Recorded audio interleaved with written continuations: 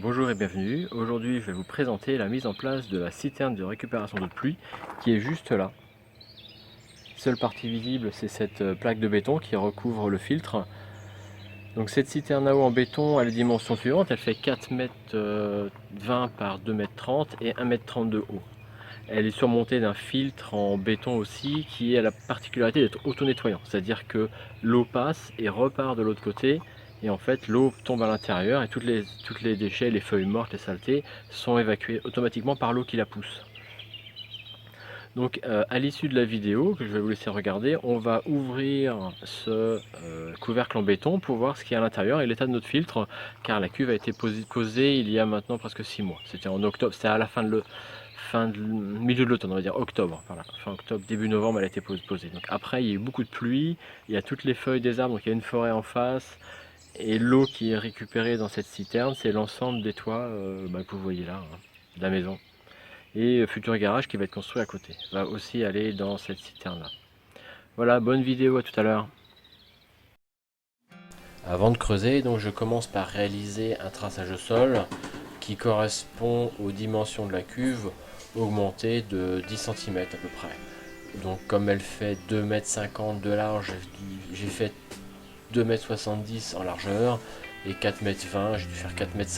J'ai pris un peu de marge en longueur. Et donc pour faire le trou, ce que je fais, c'est j'enlève d'abord une passe. Je fais d'abord une passe sur toute la surface de presque 1 mètre.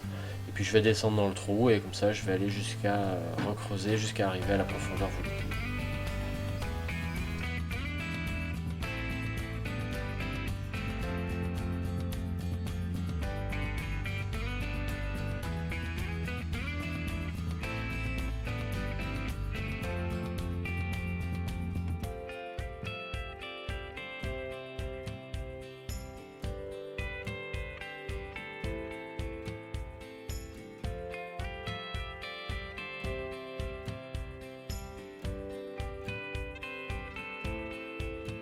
Ce petit repère là, c'est un piquet que j'avais planté lorsque j'ai passé mes tuyaux d'eau, d'évacuation d'eau de pluie du toit.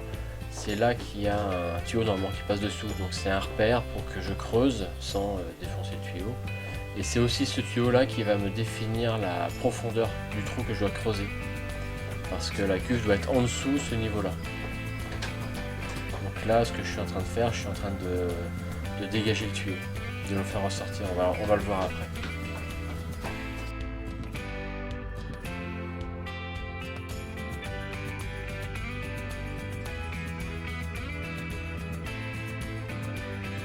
Alors voilà, le tuyau, je l'ai trouvé. Ça me permet maintenant d'avoir mon repère pour la profondeur du trou à réaliser. C'est ce tuyau là plus 1,30 m, donc on est à peu près à 70-80 cm, donc ça fait un trou à peu près de 2 mètres de profondeur, un petit peu plus.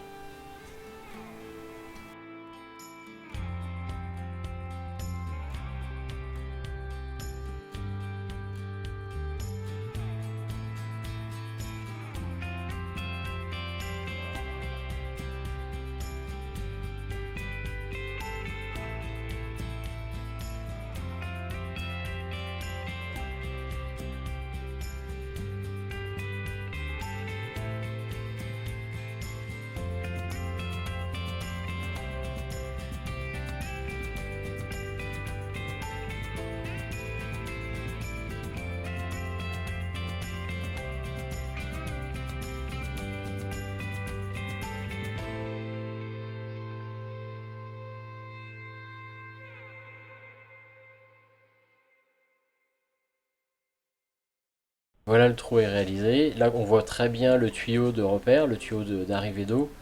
En fait, il longe le long du trou. Donc voilà, la surface est assez plate. Ici, on voit la rampe d'accès qui me permettait de descendre au fond de la cuve avec la mini pelle. Là, j'ai mis un peu de cailloux pour pas que la pluie en fait dégouline tout à l'intérieur et me détruise le trou et se remplisse de flotte. C'est de l'argile ici, hein. C'est que de l'argile, donc ça se remplit très très bien d'eau.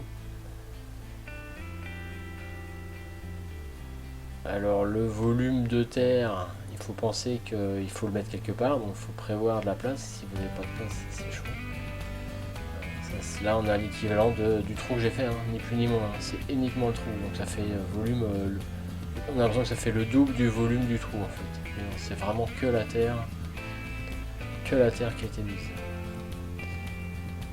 Donc la livraison de la citerne, c'est le jour J, donc il y a une grue plus un camion. Donc ça c'est la deuxième livraison. La première livraison a échoué parce qu'ils étaient venus avec un smearwork, donc c'était pas possible de venir, de se positionner, donc là ça marche très bien. Donc là l'opération va se faire en deux temps. Au premier temps on va poser la cuve là ici et la grue va se repositionner pour la positionner dans le trou.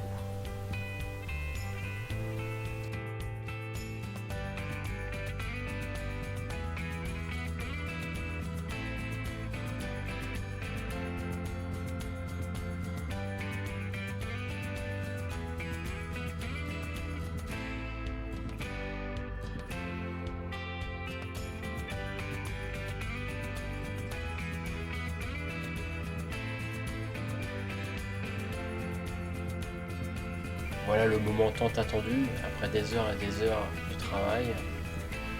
Va-t-elle rentrer? Ne va-t-elle pas rentrer? C'est un petit peu stressant quand même.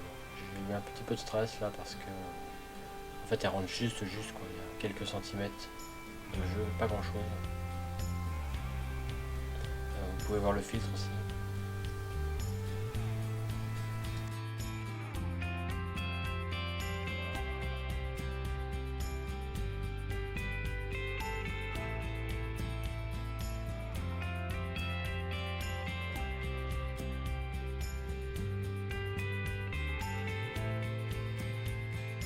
Ce sont quelques photos que j'ai prises durant le raccordement.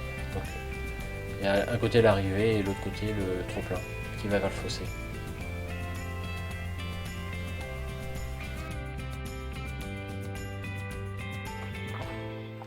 Donc voilà, j'espère que la vidéo vous a plu et vous a montré un peu à quoi ça ressemble une citerne d'eau de pluie et comment ça se met en place. Donc là, vous voyez, tout est sur la dernière photo que vous avez vue, c'était la mare en cochon. Là, donc là maintenant, il a bien le temps à sécher. J'ai tout nettoyé avec la mini pelle. Donc voilà, c'est propre. Hein. Il n'y a plus que la plaque de béton qui reste visible. Et on va aller ouvrir et regarder ce qu'il y a à l'intérieur.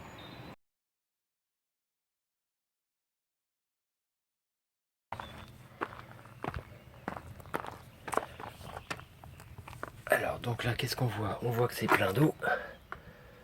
Là c'est rempli d'eau.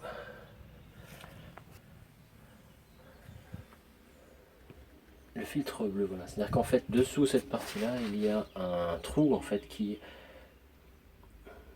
Donc l'eau arrive de ce côté-là, repart de ce côté-là, et en même temps en entraînant avec elle les feuilles et les saletés. Et là on voit qu'il n'y a qu'une feuille, il y a l'automne qui est passé par là, et il n'y a pas une feuille, enfin si il y a deux feuilles, allez, et des araignées. Voilà. Je suis surpris de voir juste deux petites feuilles qui traînent au bout de 6 mois de service. Donc bah, voilà, rien à dire, hein. Le filtre il fait son job. Si vous recherchez une citerne de récupération d'eau de pluie avec des systèmes de filtration, vous allez trouver ce système là chez Citernao, ou le système avec un petit panier dans lequel l'eau et les saletés, les feuilles et les oiseaux morts tombent et restent dedans jusqu'à temps que vous les retirez. Donc je trouve bah, ça c'est terrible comme système, moi je veux pas m'en occuper, hein. Je veux que ça se nettoie tout seul, donc ça c'est très bien, ça marche très bien. Donc concernant le prix de cette citerne, parce que ça a un coût, donc c'est pas les moins chers. Les systèmes rectangulaires sont un peu plus chers parce qu'elles sont renforcées, elles sont beaucoup plus solides. Celle-ci, donc pour une dimension, je le répète, c'est des 4,20 m par 2,33 m, à peu près 1,30 m de haut, c'est 3600 €, livraison incluse. Le système de filtration que j'ai pris en option, je pense qu'il faut le prendre, hein, n'hésitez pas, ça coûte 500 €. Ça vous fait une enveloppe de 4100 €, citerne livrée. Posée dans le trou, pouf, ils viennent avec les grues, ils la mettent dans le trou. Donc j'espère que cette vidéo vous a plu, vous a apporté un petit peu d'explications concernant la mise en place des citernes de récupération d'eau de pluie. Et puis n'hésitez pas à mettre un pouce bleu si elle vous a plu et vous abonner à la chaîne. Voilà, à bientôt pour une prochaine vidéo, au revoir.